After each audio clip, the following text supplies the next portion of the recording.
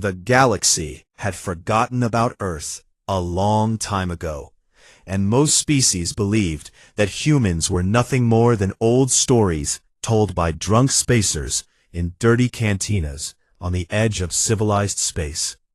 Commander Vela of the Talnori Imperial Fleet stood on the bridge of her flagship and watched the latest battle reports scroll across her screen. And what she saw made her stomach turn with dread. The Dravek swarm had taken another colony world, and this time they had consumed nearly 8 billion souls before the Confederacy could even respond. She turned away from the screen and looked out at the stars, wondering how much longer the galaxy could survive against an enemy that seemed to have no end. Her second-in-command, a thin and nervous Kelthian named Oryx, approached her with a data tablet clutched in his four-fingered hands. "Commander, we have received a strange transmission from an uncharted system in the outer territories," he said in his high-pitched voice.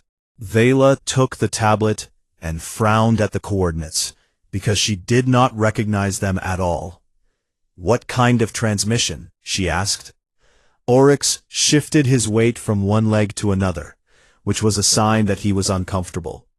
"It appears to be a communication signal using frequencies that our species abandoned over 300 years ago, and the language is unlike anything in our current databases." Vela played the recording, and a voice filled the bridge. It was deep and confident, speaking in a tongue that the ship's computer struggled to translate. "This is Captain Sam Mercer of the Earth Defense Coalition," the voice said, "and we have been watching your war against the Dravek swarm for quite some time now. So we are reaching out to offer our assistance, because we believe it is time for humanity to return to the stars." The bridge went completely silent. Oryx made a choking sound and grabbed the railing for support. "Commander, did that transmission say humanity?" he whispered. Vela played it again to make sure she had heard correctly, and the words remained the same. Humanity. Earth. These were names from ancient legends, stories that parents told their children to frighten them into behaving. The humans were supposed to be a species so violent and destructive that they had burned their own planet to ashes in a great nuclear war. Every civilization in the Confederacy knew the tale of Earth, the world of warriors who had fought each other for resources until nothing remained. Vela had always assumed it was just a myth, a cautionary story about the dangers of aggression and war. But now she held a tablet with coordinates to a planet that should not exist, broadcasting a message from a species that should have been dead for thousands of years. "What should we do, Commander?" Oryx asked. Vela thought about it for a long moment. The Confederacy was losing the war against the Dravek, and every day brought news of more defeats and more deaths. They needed help from somewhere, and if these so-called humans were real and willing to fight, then perhaps it was worth the risk. "Set a course for these coordinates," she ordered, "and prepare a diplomatic shuttle for first contact." Oryx looked like he wanted to argue, but he knew better than to question his commander in front of the crew. The journey took 3 standard days, and during that time, Vela studied everything the Confederacy archives had on the humans. Most of it was legend and rumor, stories passed down through generations of spacefaring species. The humans were described as small and weak compared to most galactic races, with soft skin and fragile bones. But the stories also spoke of their incredible endurance, their ability to survive injuries that would kill other species, and their strange tendency to form emotional bonds with anything they encountered. One ancient text described humans as persistence predators, creatures who would chase their prey across vast distances until the prey simply collapsed from exhaustion. Another story told of human soldiers who continued fighting even after losing limbs, refusing to stop until their hearts gave out. Vela did not know how much of this was true, but she found herself both fascinated and disturbed by what she read. When her fleet finally arrived at the coordinates, she was surprised by what she found. The planet was indeed blue and green, covered in vast oceans and dense forests. It was beautiful in a way that made her chest ache, because it reminded her of her own homeworld before the Dravik had touched it. But what truly caught her attention were the ships. Hundreds of vessels orbited the planet, and they were unlike anything she had ever seen. They were angular and aggressive, covered in dinosaurs, weapons, and armor plating. They looked like they had been built for one purpose and one purpose only, which was war. A communication request came through almost immediately. Talnori vessel, this is Earth Defense Station Alpha, a female voice said. Please identify yourself and state your intentions. Vela straightened her uniform and activated the visual communication channel. I am Commander Vela of the Talnori Imperial Fleet, representing the Galactic Confederacy, and I am here in response to your transmission. There was a pause, and then the screen flickered to life. The human who appeared was female, with dark hair pulled back from her face and eyes that seemed to analyze everything they saw. I am Admiral Patricia Dunn of the Earth Defense Coalition, the human said, and we have been waiting for this moment for a very long time. So welcome to Earth, Commander. Vela felt a chill run down her spine as she looked at the. There was something in those eyes that spoke of old pain and hard-won wisdom. Something that said this species had seen the worst of what the universe had to offer and had survived anyway. We received your offer of assistance, Vela said carefully, but I must ask why you would help us when the Confederacy has done nothing for your people. Admiral Dunn smiled, and it was not a warm expression. We have been rebuilding for 3,000 years, Commander, hiding in this corner of the galaxy while we recovered from our own stupidity. And during that time we have watched the stars and learned about the species that call themselves civilized. She leaned forward, and her voice grew harder. We watched the Dravik swarm begin their conquest, and we watched the Confederacy fail to stop them. And we decided that it was time to stop hiding. But why fight for us? Vela pressed. The Admiral's expression softened just slightly. Because someone has to stand against the darkness, Commander, and humans have always been good at standing when others fall. So if you will accept our help, we will show you what humanity can do. Vela looked at Oryx, who seemed ready to faint from shock. She looked at her crew, who were staring at the screen with a mixture of fear and hope. And then she looked back at Admiral Patricia Dunn, this small and soft-skinned creature, who spoke of fighting an enemy that had consumed entire civilizations. We accept, Vela said. The Admiral nodded. Then let us begin. The diplomatic shuttle descended through the clouds of Earth, and Commander Vela pressed her face against the viewport like a child seeing the stars for the first time. The planet was even more beautiful up close, with rolling mountains and vast plains covered in green vegetation. She could see cities scattered across the continents, tall buildings that reached toward the sky, and roads that connected them like veins in a living body. Oryx sat beside her, clutching his safety harness with all four hands, and making small whimpering sounds. This cannot be real, he muttered. The humans were supposed to be extinct, and yet here we are landing on their homeworld. Vela did not respond, because she was too busy trying to process what she was seeing. The shuttle touched down on a landing platform outside a massive military complex, and when the doors opened, Vela was greeted by a wall of humid air that smelled of salt and growing things. Humans waited for them at the bottom of the ramp.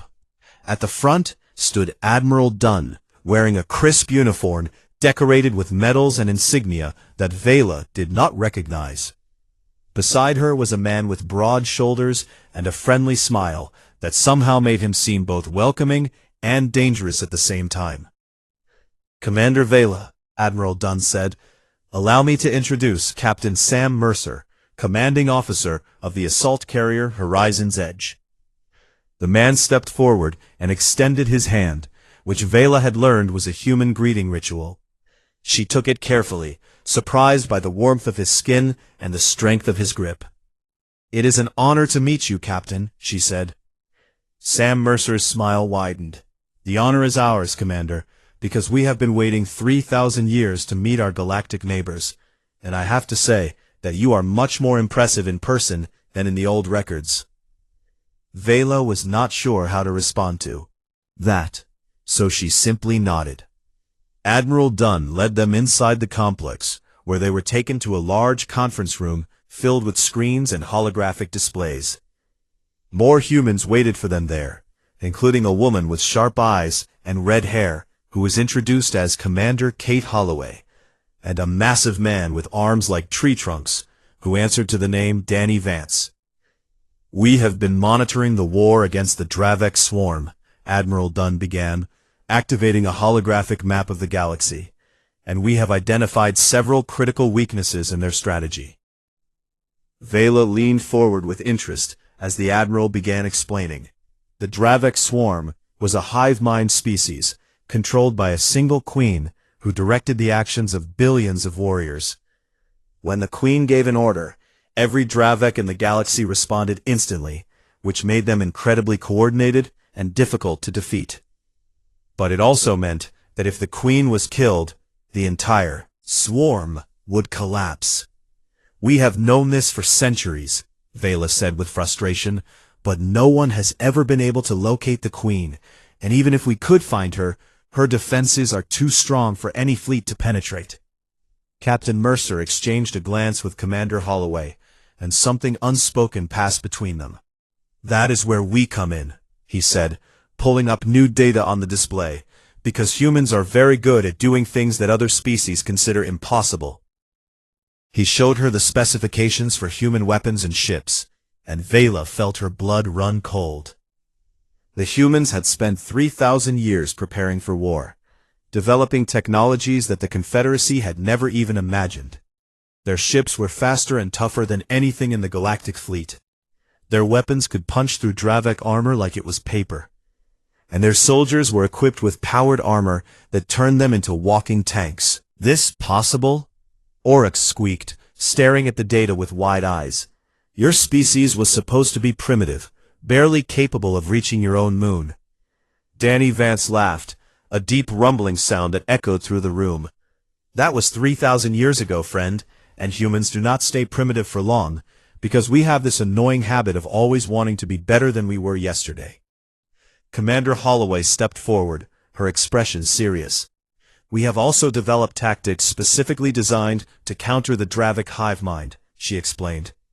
"Because our researchers discovered that the psychic connection between the queen and her warriors can be disrupted by certain frequencies, which creates windows of confusion that skilled soldiers can exploit." Vela felt something she had not felt in a very long time, and it took her a moment to recognize it as hope. "You truly believe you can help us win this war?" she asked. Met her gaze with steady confidence. "Commander, humanity nearly destroyed itself in our past, and we learned hard lessons from that experience. So when we began rebuilding, we swore that we would never again be helpless against any threat." She gestured at the screens around them, showing images of human fleets and armies and weapons. "Everything we have built in the last 3,000 years has been designed with one purpose in mind, which is to protect not just our own world, but any world that needs protecting." Captain Mercer stood up and walked to the window, looking out at the sky. "The Confederacy thought we were myths," he said quietly. "Stories to scare children and entertain spacers. But myths do not build starships, and legends do not forge weapons." He turned back to face Vela.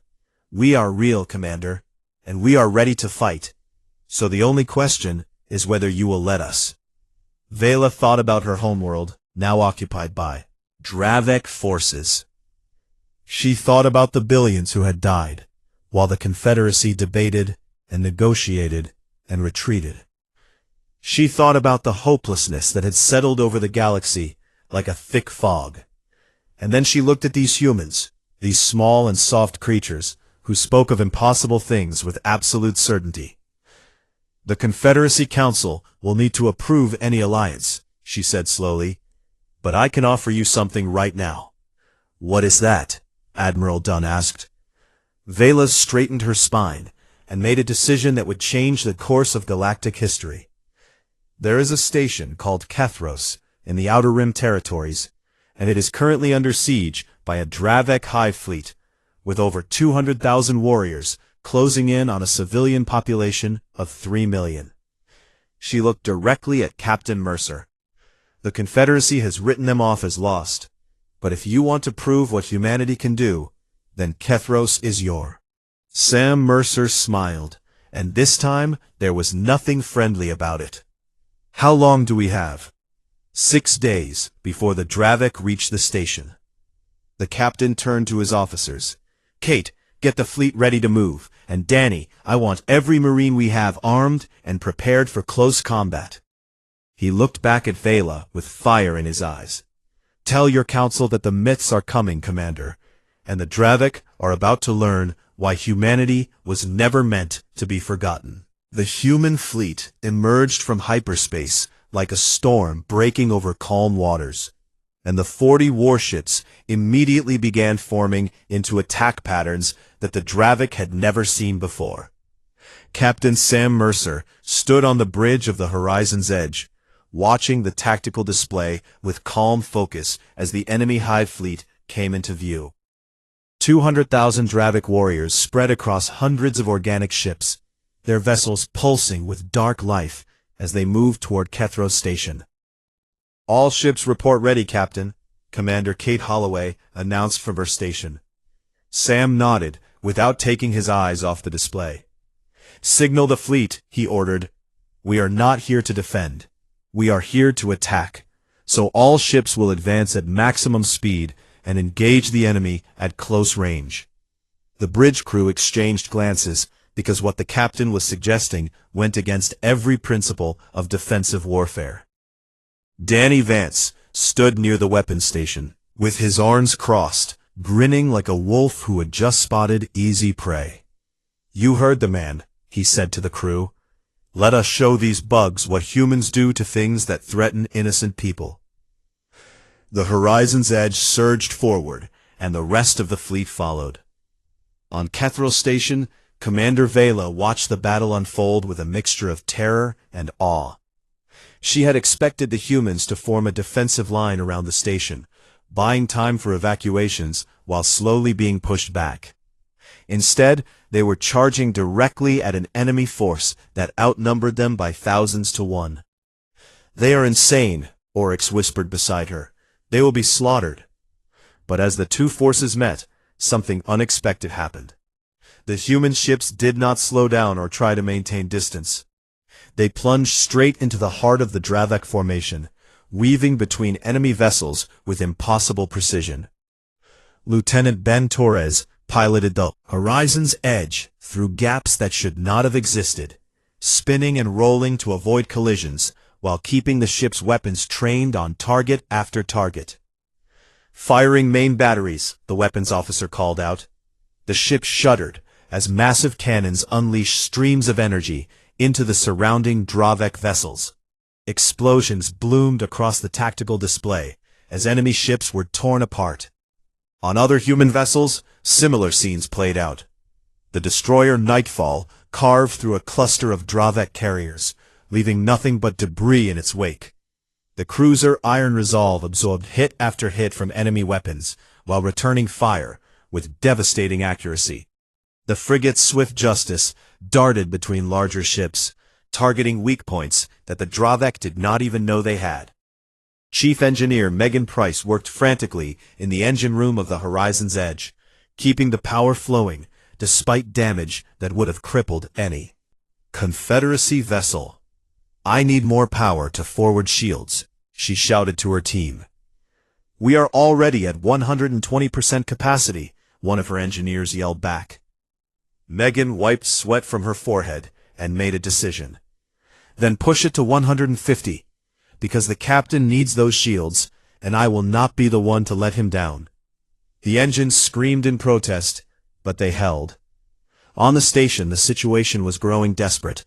Dravek boarding pods had breached the outer sections, and thousands of insectoid warriors were pouring into the corridors. The station's security forces were overwhelmed within minutes, falling back toward the civilian shelters. Then the human Marines arrived.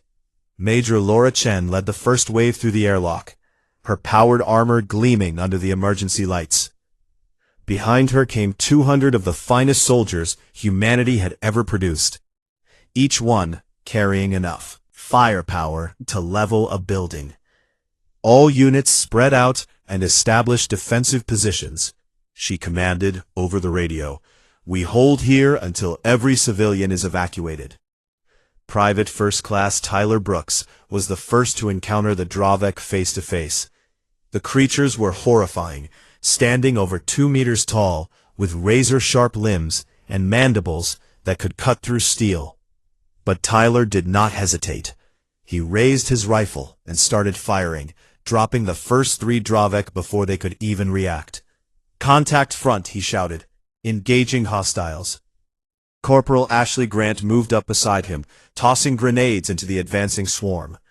The explosions created a wall of fire that forced the Dravek back. "Keep pushing," she yelled. "Do not give them room to regroup." Medic Chris Dunham worked behind the front lines, dragging wounded Marines to safety and patching their injuries with quick efficiency.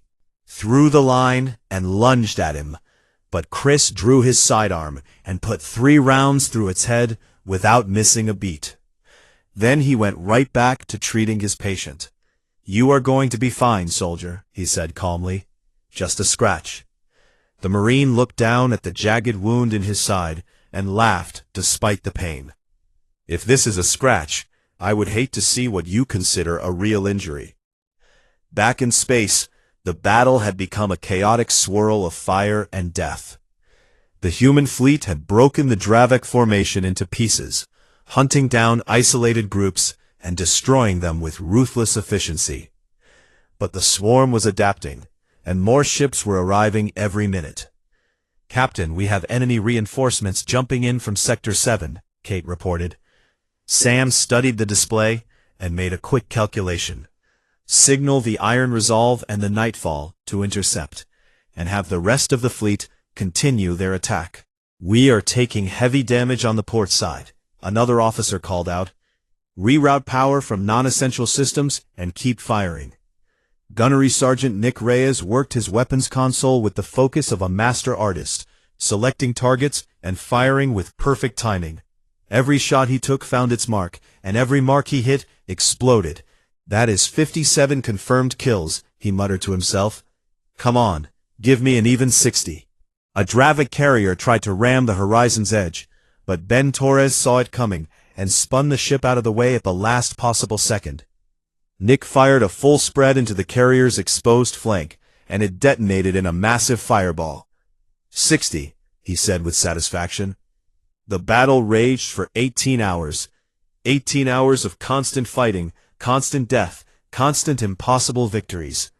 When it was finally over, the Dravek hive fleet had been completely destroyed. 1,000 warriors reduced to floating debris. On Kethros Station, the last of the civilians were loaded onto evacuation ships. Major Chen stood at the airlock, watching them go with tired eyes. She had lost 43 Marines in the fighting, and each death weighed on her soul. But 3 million people were alive because of their sacrifice. Captain Mercer's voice came over the communication system. "Station Kethros, this is the Horizon's edge. The area is secure, and all enemy forces have been eliminated." Commander Vela responded with a voice that trembled slightly. "Captain Mercer, I do not know how to thank you, because what you have done today is beyond anything I thought possible." Sam's reply was simple. "You do not need to thank us, Commander. Just remember what you saw here, and tell the Confederacy that humanity is ready to fight." He paused for a moment. "Tell them the myths are real, and we are just getting started." Started. P. News of the Battle of Kethros spread through the galaxy like wildfire. And within days, every species in the Confederacy was talking about the humans who had come from nowhere to save 3 million lives. Commander Vela presented her report to the Confederacy Council, showing them footage of the battle that made even the most skeptical politicians go silent. They watched human ships charge into overwhelming odds without hesitation. They watched human soldiers hold the line against thousands of Dravik warriors. They watched the impossible become possible. And when the footage ended, no one had any arguments left. The alliance was approved unanimously. Admiral Greg Patterson arrived from Earth with the main battle fleet 3 weeks later, bringing with him over 500 warships and 200,000 ground troops. He was an older man with gray hair and eyes that had seen too many wars, but he carried himself with the quiet confidence of a seasoned commander, someone who knew exactly what he was doing. The Earth Defense Coalition is honored to stand with the Galactic Confederacy, he announced at the formal ceremony, and we pledge our full commitment to defeating the Dravik swarm. Captain Sam Mercer stood in the crowd, watching the proceedings with mixed feelings. He was glad that humanity had finally taken its place among the stars, but he knew that the hardest battles were still ahead. Kate Holloway appeared beside him, looking just as tired as he felt. "You should be up there getting medals," she said quietly. Sam shook his head. "I did not do this for medals, Kate. I did it because it was the right thing to do." She smiled and bumped her shoulder against his. "That is exactly why you should be getting medals, you idiot." The Alliance changed everything. Human tactics and technology spread through the Confederacy forces, and suddenly battles that had seemed hopeless became winnable. Commander Nicole Vega became famous for her boarding operations, leading teams of Marines directly into Dravik hive ships and destroying them from the inside. She was small and fierce, with a reputation for never leaving a soldier behind. Lieutenant Paul Navarro developed new methods for disrupting the Dravik hive mind, using specialized frequencies that created confusion in their ranks. His techniques saved countless lives and turned the tide of dozens of engagements. Dr. Hannah Cole worked tirelessly in her laboratory, studying Dravik biology until she discovered a critical weakness in their armor. A specific chemical compound could dissolve their carapace in seconds, and within months, every human soldier was equipped with weapons that used it. The swarm began to retreat for the first time in centuries. Worlds that had been occupied were liberated one by one. Species that had been ready to surrender found new courage, joined the fight. But everyone knew that these victories were only temporary. As long as the Dravik Queen lived, the swarm would keep coming back. She could produce millions of new warriors every year, replenishing her losses faster than the Alliance could inflict them. The only way to end the war permanently was to find her and kill her. Admiral Patterson called a meeting of the highest-ranking officers to discuss the problem. They gathered in a secure conference room aboard his flagship, the Liberty's Call, and studied everything they knew about the Queen. "She is hidden somewhere in the core territories," Admiral Patterson explained, gesturing at a holographic map, protected by the largest concentration of Dravik forces in the galaxy. "How many?" someone asked. Conservative estimates put it at over 5 billion warriors, not counting the orbital defenses and ground installations. The room went quiet as everyone processed that. Even with all their victories, the Alliance could not hope to fight through 5 billion enemies. Sam Mercer leaned forward and studied the map closely. "What about a surgical strike?" he asked. "A small team that could slip past the defenses and reach the Queen directly." Admiral Patterson shook his head. "We have considered that option, but the Queen's psychic abilities make it nearly impossible, because she can sense any threat that comes near her." "Nearly impossible is not the same as impossible," Sam pointed out. Kate Holloway understood what he was thinking. "You want to lead a strike team," she said flatly, "into the heart of enemy territory, against billions of warriors, to kill a creature that can read minds." Sam met her gaze steadily. "Someone has to do it, and I would rather it be me than someone else." Danny Vance grinned from his seat across the table. "If you think you are going without me, Captain, he said. You have lost your mind. Nicole Vega nodded in agreement. Count me in as well, because I have been waiting my whole life for a mission like this. One by one, others volunteered. Lieutenant Navarro offered his expertise in disrupting the hive mind. Dr. Cole said she would prepare special weapons for the assault. Even Commander Vela stepped forward, saying that she wanted to be there when the creature who destroyed her homeworld finally died. Admiral Patterson looked at the volunteers and sighed. You are all insane, he said, but I suppose that is what makes you human. He turned to Sam. Captain Mercer, you will lead this mission, and I am giving you full authority to plan it however you see fit. Sam nodded and stood up.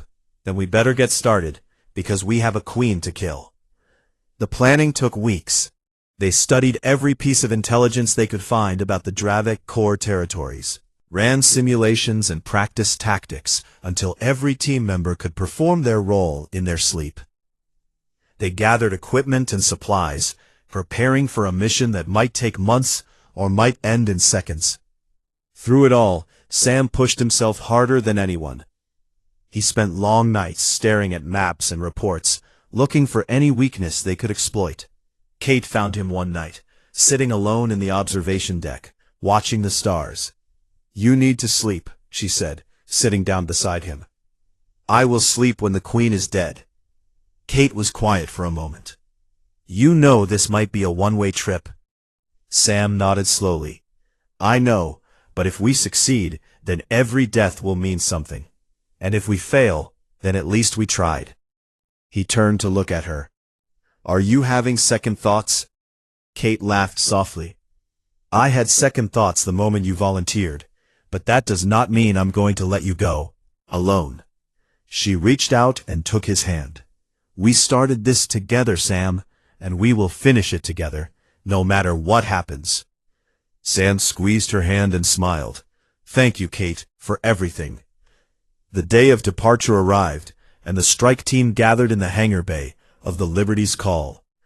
50 volunteers from multiple species stood ready, wearing the best armor and carrying the most advanced weapons the Alliance could provide. Admiral Patterson came to see them off.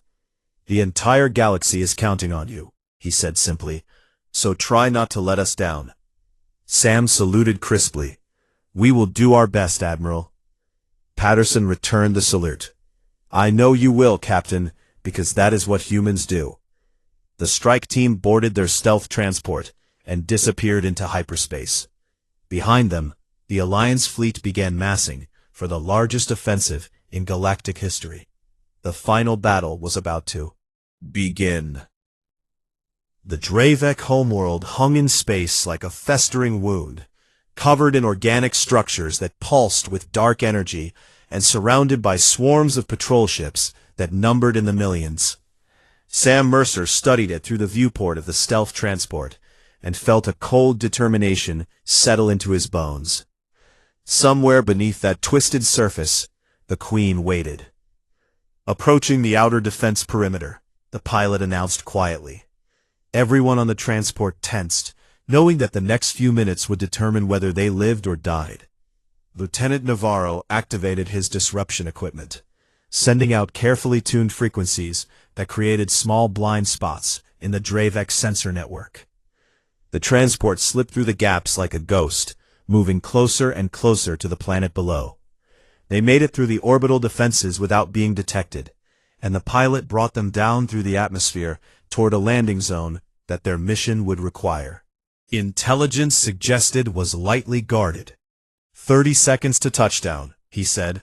Sam checked his weapons one final time and looked at his team. Kate Holloway met his gaze with steady confidence. Danny Vance cracked his knuckles with barely contained excitement. Nicole Vega's eyes were cold and focused. Commander Vela gripped her rifle with hands that trembled slightly but did not waver. These were the people who had chosen to follow him into the heart of darkness, and he would die before he let them down. The transport landed with a gentle thump, and the team moved out. The surface of the Dravik world was nightmare made real. Organic towers rose toward the sky, connected by bridges of hardened flesh. Rivers of thick liquid flowed between the structures, carrying nutrients to every part of the hive. The air smelled of decay and alien chemicals, and strange sounds echoed from every direction. "Approximately 12 kilometers underground," Navarro whispered, checking his scanner. "There is an access tunnel about 500 meters north of our position." Sam nodded and signaled for the team to move. They traveled in silence, avoiding Dravik patrols with careful precision. Several times they had to hide as massive warrior drones passed nearby, their razor limbs clicking against the organic ground. Each time, Sam held his breath and prayed they would not be discovered. They reached the tunnel entrance without incident, but their luck could not last forever. A Dravik scout spotted them as they descended into the darkness, and it let out a piercing shriek before Danny put 3 rounds through its head. "We have been made," Kate said grimly. "They know we are here." "Then we move fast," Sam replied, breaking into a run. The tunnels were a maze of twisting passages and dead ends, but Navarro's equipment guided them toward the Queen. Behind them, they could hear the sounds of pursuit, thousands of warriors converging on their position. Nicole Vega dropped back to slow them down, setting traps and creating choke points that forced the Dravik to funnel through narrow passages. Each explosion bought the team precious seconds, but the enemy kept coming. They lost their first soldier in a chamber where tunnels crossed. A swarm of warriors burst from a side passage, overwhelming a young Marine named Derek Hayes before anyone could react. Kate screamed his name and fired into the mass of bodies, but it was already too late. "Keep moving," Sam ordered, his voice rough with grief. "We cannot stop." They pressed on, fighting through wave after wave of defenders. Danny Vance became a one-man army, his massive weapon cutting down everything that came near. Vela fought beside him, her alien reflexes proving just as deadly as human training. More soldiers fell as they descended deeper into the hive. Each death weighed on Sam's soul, but he could not afford to stop. The Queen was close now, her psychic presence pressing against his mind like a hand trying to crush his skull. "She knows we are coming," Navarro gasped, blood dripping from his nose. "She is trying to break our minds." "Let her try," Sam growled, pushing through the mental assault with pure willpower. They burst through a final barrier and found themselves in an enormous chamber. The Queen was waiting for them. She was massive, easily 50 meters long, her body a twisted combination of insect and nightmare. Thousands of eyes covered her head, and her mind radiated power that made the air itself seem to vibrate. Half the Strike team collapsed the moment they entered, their minds overwhelmed by her psychic attack. Confederacy soldiers fell to their knees, screaming as their thoughts were torn apart. Standing, Sam felt the Queen's power crash against him like a tidal wave, trying to drown his consciousness in an ocean of alien thoughts. He staggered, but did not fall. Beside him, Kate groaned with pain, but raised her weapon anyway. Danny roared in defiance and charged forward. The Queen seemed surprised. She had broken billions of minds across thousands of worlds, but these small creatures refused to submit. She redoubled her efforts, pouring more and more power into her attack. Sam felt blood running from his ears and tasted copper on his tongue. His vision blurred, and his legs threatened to buckle, but he kept walking. Step by step, he moved toward the Queen, carrying the explosive charges that would end her existence.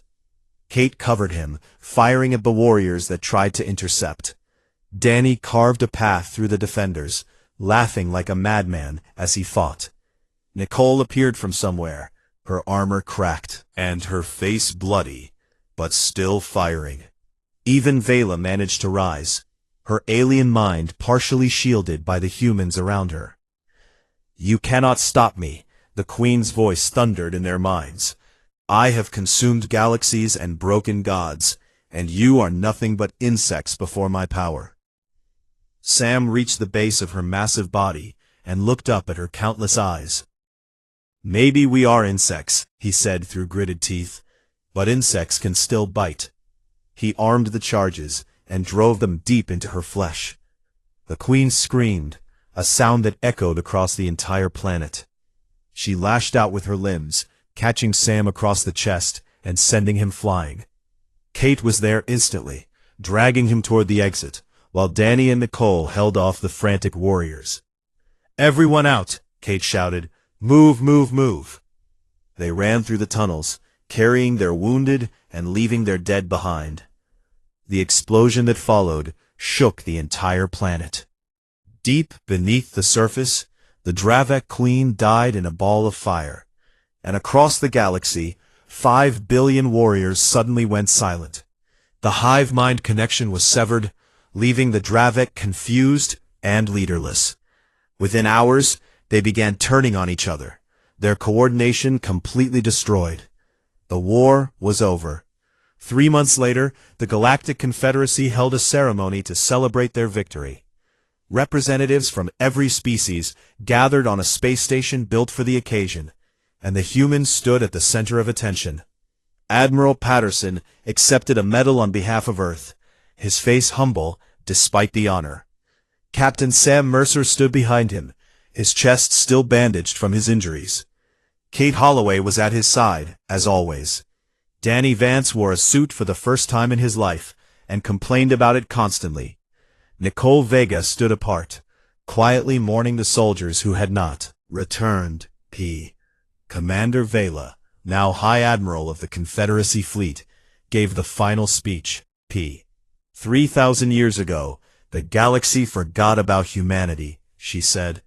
We told stories about them as if they were monsters, myths, creatures from nightmares, but we were wrong. She looked at Sam and smiled. Humans are not monsters, they are heroes, and today we welcome them not as legends or myths, but as friends, allies, and family. The applause lasted for what felt like hours. Later, Sam found himself standing alone on an observation deck, looking out at the stars. Kate joined him, as he knew she would. "What are you thinking about?" she asked. Sam was quiet for a moment. "I am thinking about everyone we lost, and wondering if it was worth it." Kate took his hand. "It was worth it, Sam, because billions of people are alive who would have been dead, and the galaxy is finally at peace." Gently. "The dead would not want you to carry guilt, they would want you to live, and that is exactly what you should do." Sam nodded slowly. "You are right, as usual. I am always right. You should know that by now." They stood together in comfortable silence, watching the stars that humanity had finally claimed as their own. Behind them, the sounds of celebration continued. Species that had been enemies for centuries were laughing together. Children who had been born during the war were seeing peace for the first time. And somewhere out there, on a small blue planet in an unremarkable corner of the galaxy, humanity looked up at the sky and knew that they were no longer alone. The myths had become reality, the legends had become truth, and the humans who had once been forgotten would never be forgotten again. They had claimed their place among the stars, not through conquest or domination, but through sacrifice and courage, and an unwavering determination to protect those who could not protect themselves. That was what it meant to be human. That was why they had survived. And that was why the galaxy would never forget them again.